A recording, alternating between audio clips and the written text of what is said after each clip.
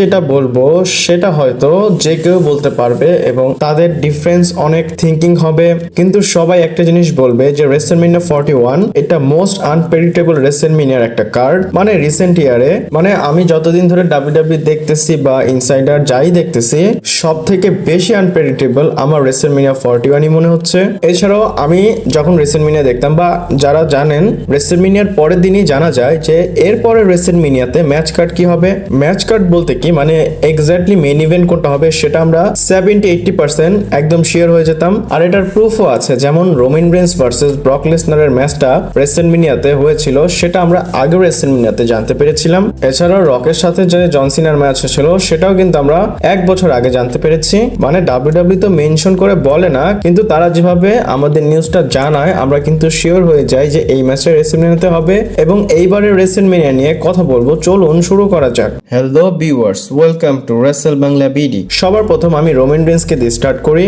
আমার মনে হচ্ছে রোমান রেন্সের জন্য সবচাইতে ডিসঅ্যাপয়েন্টিং একটা ইয়ার ডাব্লিউডাব্লিউ তৈরি করতেছে যখন আমরা রেসেলমেনিয়ার কোনো ম্যাচের কথা বলি। প্রথমত বলবো Roman Reigns versus solo seeker ম্যাচটা শোনা যাচ্ছে যে হবেই, অলরেডি এটা নেটফ্লিক্সে হচ্ছে। এছাড়াও জেকা ফটো ভার্সেস রোমান রেন্সের ম্যাচটাও শোনা যাচ্ছে, এবং ডাব্লিউডাব্লিউ যে অন্য কোনো অপশন আছে সেটা আমরা দেখতে পাচ্ছি না। আর এই ম্যাচগুলো কিন্তু আমি ডাব্লিউডাব্লিউ এর পয়েন্ট অফ ভিউ থেকে বলেছি, বাট আমার কাছে এটা অনেক বেশি খারাপ লেগেছে। আপনারা যেভাবে ডিফেন্স করার করতে পারেন।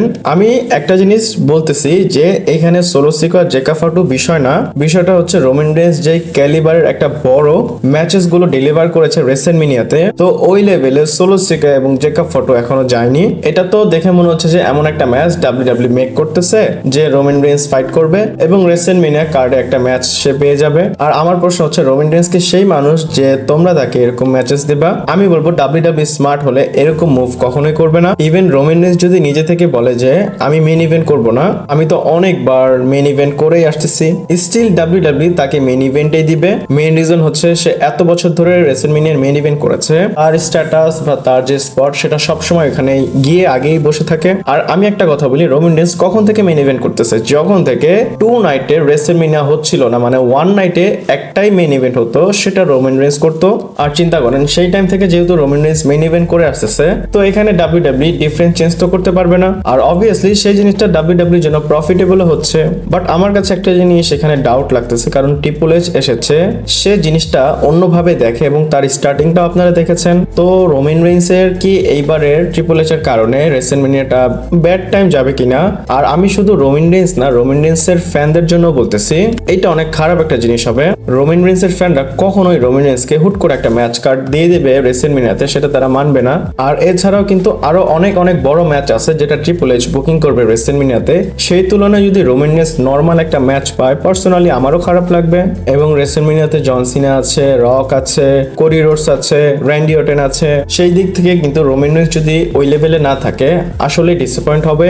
আমার মনে হয় না ডাব্লিউডাব্লিউ এত বেশি স্টুপিড তারা এই দিকে যাবে, তারা জানে জিনিস কিভাবে রান করতে হয়। আর আমি হ্যাঁ এটা বলতে পারি যে ট্রিপল এইচ এর হাতে যদি একা থাকতো তাহলে এই জিনিসটা করতো, কিন্তু এখন ডাব্লিউডাব্লিউ যে কাজগুলো হচ্ছে সব বিজনেসের একটা পয়েন্টে হচ্ছে, তো এটা একদম বেশি নেসেসারি হয়ে যায় যে রোমান রেন্সকে রেসেলমেনিয়াতে একটা বড় ম্যাচ দিতেই হবে। তো এখানে একটা কনফিউশন হচ্ছে যে রোমান রেন্স যদি সোলো সিকার সাথে ম্যাচ না করে, জেকা ফটোর সাথেও যদি ম্যাচ না করে, এবং রক যদি না আসে বা অন্য কারোর সাথে ম্যাচ করে, তাহলে রোমান রেন্স কার সাথে ফাইট করবে? আর রিসেন্টলি আমরা কি শুনেছি, এবং এটার বিষয়ে কিন্তু আমরা অনেক বেশি ডিসকাশন করেছি, যেমন রোমান রেন্স ভার্সেস সিএম পাঙ্কের ম্যাচ। এবং আমি যেটা বলবো সেটা যদি ডাব্লিউডাব্লিউর মধ্যে একটু ব্রেন থাকে, সিম্পল একটা বিষয়, সিএম পাঙ্ক কি বলেছিল তার ইন্টারভিউতে, সে এখন পল হেমেনের ফেভারের বিষয়ে কথা বলবে না, সে এটা কি ইউজ করতে পারে রোড টু রেসেলমেনিয়াতে। দেখেন কারোর কাছ থেকে যদি ফেভার আসে তাহলে তো তারই ভালো। আমি বলতেছি পল হেমেনের সাথে রিলেটেড এর কথা, এবং সেই ম্যাটারটা নিয়ে কিন্তু সিএম পাঙ্ক কথা বলতেছে। আর ফেভার তো সে এমন চাবে না যে চলো পল হেমেন আমরা গাড়ি দিয়ে ঘুরে আসি, আমি একটা এক্সাম্পল হিসাবে বললাম। কিন্তু ডাব্লিউডাব্লিউ তে স্টোরি সেন্স কখন হবে? যখন সেই ফেভারটা নিয়ে আসবে, এবং সেই ফেভারটা যেন রোমান রেন্সের সাথে লিঙ্ক থাকে, আর সেই জিনিসটাকেই সিএম পাঙ্ক ইউজ করবে তার রোড টু রেসেলমেনিয়াতে। আর এখানে আমরা একটা জিনিস ক্লিয়ার হতে পারি যে সিএম পাঙ্ক ভার্সেস রোমান রেন্সের যে ম্যাচের আইডিয়া, সেটা ডাব্লিউডাব্লিউ এখান থেকে এক্সিকিউট করতে পারবে। আর এটা করলে ডাব্লিউডাব্লিউর কাছ থেকে অনেক বেশি একটা মাথা ব্যথা চলে যাবে। মাথা ব্যথা কি, যে ডাব্লিউডাব্লিউর কাছে দেখেন সুপারস্টার অনেক বেশি আছে, কিন্তু যে ম্যাচেস গুলো হয়েছে সেখানে মেইন ইভেন্ট কে করবে? যদি তোমরা রককে আনো, মেইন ইভেন্টও সে করবেই, সে তো একটা নাইটে করে ফেললো, কিন্তু সেকেন্ড যে নাইট সেখানে একটা স্পট আছে মেইন ইভেন্টে, তাদের হয় সেটা রোমান রেইন্স অথবা সিএম পাঙ্ক, এবং আপনারা জানেন সিএম পাঙ্ক সবকিছু মানবে কিন্তু সে মেইন ইভেন্ট ছাড়বে না। ডাব্লিউডাব্লিউ রোমান রেইন্সকে সেই মেইন ইভেন্ট স্পট থেকে সরাতে পারবে না। তো ডাব্লিউডাব্লিউ চাইলে তাদের দুইজনের একটা ম্যাচ করে মেইন ইভেন্ট করাতে পারে। এটা করলে কি হবে, দুইজনই মেইন ইভেন্টের স্পট পাবে। বাট তারা যদি শুধু মেইন ইভেন্টের জন্য দেয় তাহলে এখানে কিন্তু আসলে ডিসঅ্যাপয়েন্টের বিষয় আছে, কারণ এই যে রোড টু রেসলম্যানিয়া সেটা আর মাত্র 4 মাস আছে। তারা যদি রোমান এবং সিএম পাঙ্কের টাইমটা আরো বেশি দিত স্টোরি লাইনে তাহলে দেখতে অনেক বেশি ভালো লাগতো। 4 মাসে যে বিলটা হবে সেটা এমন বলবো না যে অনেক বেশি ভালো হবে, নর্মালি হবে। আপনারা জানেন লং টাইমে যদি স্টোরি হয় সেটার পোটেনশিয়াল দেখতে বা স্টোরিটা দেখতে ভালো লাগে। এরপর কেন সেথ রলিন্স এবং সিএম পাঙ্কের যে ম্যাচ সেটা রেসলম্যানিয়াতে না হওয়ার চান্স আছে। আপনারা যদি এটা মানেন যে রোমান এবং সোলো সিকার ম্যাচটা রেসলম্যানিয়াতে হবে, তো সেই হিসাবে তো সেথ রলিন্স এবং সিএম পাঙ্কও রেসলম্যানিয়াতে ম্যাচ করতে পারে। আর আপনারা জানেন ডাব্লিউডাব্লিউ রেসলম্যানিয়া কার্ডে সেথ রলিন্স এবং সিএম পাঙ্ককে ফিচার করবে না, এর জন্যই তারা একটা ম্যাচ করবে যেন ফার্স্ট টাইম এভারের একটা ফিল না আসে। আর হয়তোবা সেই প্ল্যানটাকে কনসিডার করতে গিয়ে ডাব্লিউডাব্লিউ সিএম পাঙ্ক এবং সেথ রলিন্সের ম্যাচটা নেটফ্লিক্সে বুকিং করেছে। আপনারা জানেন তারা ভাবতেছে যে আমরা তো রেসলম্যানিয়ার জন্য অনেক কিছু প্ল্যান করতেছি, তো এই ম্যাচটাকে আমরা এখানে করে ফেলি। আর এই ম্যাচটা যদি রিপিট না হয় তাহলে কি রোমান এবং সোলো সিকার ম্যাচটা হবে? কখনোই হবে না। তো লাস্টে গিয়ে রোমান রেইন্স এবং সিএম পাঙ্কের ম্যাচটা করে ডাব্লিউডাব্লিউ তাদের মাথা ব্যথা কম করবে। এখানে তো একটু কনফিউশন আছে, রক তো এখানে কোনো রোল করতে পারবে না রোমান রেইন্স এর রোড টু রেসলম্যানিয়াতে।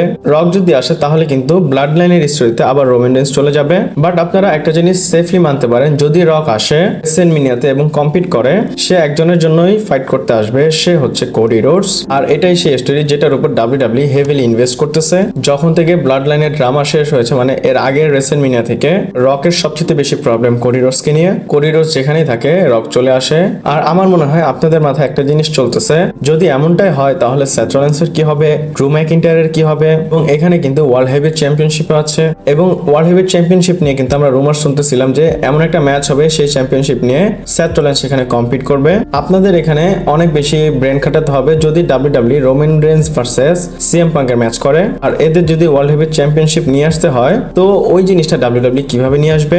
কারণ অনেক ফ্যানরা এটা মানে যে গুন্থার ওয়ার্ল্ড হেভিওয়েট চ্যাম্পিয়নশিপ নিয়ে রেসলম্যানিয়াতে ওয়াক করবে না, তাহলে সেই টাইটেলটা কোথায় যাবে? সেই টাইটেলটা অবশ্যই রোমান রেইন্স ভার্সেস সিএম পাঙ্কের দিকে যাবে। কিন্তু আমি বলবো যদি রোমান এবং সিএম পাঙ্কের ম্যাচটা হয়, আমার মনে হয় না অত বেশি দরকার তাদের এই টাইটেলটা। তারা এই স্টোরিটাকে এর পরের বছরের জন্য বাঁচায় রাখতে পারবে। এখানে একটা জিনিস দেখেন, এখানে কম্প্রোমাইজ করলে করতে পারে সেথ রলিন্স, কারণ যা হচ্ছে সবই ঠিক হচ্ছে কিন্তু একজনের জন্য একটু রং হচ্ছে, সেটা হচ্ছে সেথ রলিন্সের জন্য। আর হ্যাঁ, এটা কেন হচ্ছে? কারণ রোমান রেইন্সের জন্য কিন্তু ডাব্লিউডাব্লিউ রিস্ক নেবে না। যদি আপনারা পেপারে দেখেন অথবা স্টার পাওয়ার ভ্যালুর কথা বলেন এন্ড গ্লোবাল অ্যাপিলের কথাও যদি বলি, সেথের থেকে রোমান রেইন্সের বেশি। আমি এখানে সেথ রলিন্সের ডিসরেসপেক্ট করতেছি না। আপনারা জানেন সবচেয়ে বড় লেভেল, ইভেন ওয়েস্টার্ন আমেরিকান ইউকের ফ্যানের কথা যদি বলি, রোমান রেইন্সের স্ট্যাটাস তাদের কাছে অনেক হাই। মানে এই পয়েন্টে সেথ রলিন্সের থেকে আসলেই বেশি আছে। লাস্টে গিয়ে আমি যদি ম্যাচ কার্ডের কথা বলি, ম্যাচ হতে পারে Roman Reigns versus CM punk, এবং রক যদি কম্পিট করে তাহলে রক ভার্সেস কোডি। বাকি একটা ম্যাচ যেটা জন সিনা ভার্সেস র্যান্ডি অর্টনের হতে পারে। এই ম্যাচগুলো যদি কনফার্ম হয়ে যায় তাহলে আপনারা একটু আন্দাজ করতে পারবেন যে নেক্সট কার্ডগুলো কার সাথে কি হবে, ডাব্লিউডাব্লিউ কিভাবে কি করবে, এবং ব্রক লেসনারের কি কোনো সিন আছে রেসলম্যানিয়াতে সেটা আমরা ক্লিয়ার হতে পারবো। এবং সে যদি পিকচারে আসে তাহলে তো ব্রক ভার্সেস গুন্থারের ম্যাচ একদম কনফার্ম, এবং ক্যামেরো কিন্তু মিক্সে আছে। দেখেন যা বললাম আজকের ভিডিওটাতে কিন্তু অনেক বেশি কমপ্লিকেটেড, মানে রেসলম্যানিয়া নিয়ে। লাস্টে গিয়ে বলবো এই 3-4টা ম্যাচের কার্ড যদি কনফার্ম হয়ে যায় রেসলম্যানিয়ার জন্য, তাহলে ক্ল্যারিটি বাকি ম্যাচের জন্য আমরা পেয়ে যাব। এই জিনিসটা আমি কেন বললাম, আমি একটা জিনিস চাই না ডাব্লিউডাব্লিউ লাস্ট মোমেন্টে যেন ডিসাইড না করে যে কার সাথে কার ম্যাচ করবে। আমাদের আগে থেকে যেন স্টোরি দেখানো হয় এবং সেই ফিলটা যেন আমরা রেসলম্যানিয়াতে পাই। এবং রেসলম্যানিয়া 41 রেসলম্যানিয়া 40 থেকে অনেক অনেক অনেক বেশি বেটার হবে। আর আপনাদের মাথায় ম্যাচ কার্ড কেমন চলতেছে রেসলম্যানিয়া 41 এর জন্য আমাকে কমেন্ট করে জানাতে পারেন।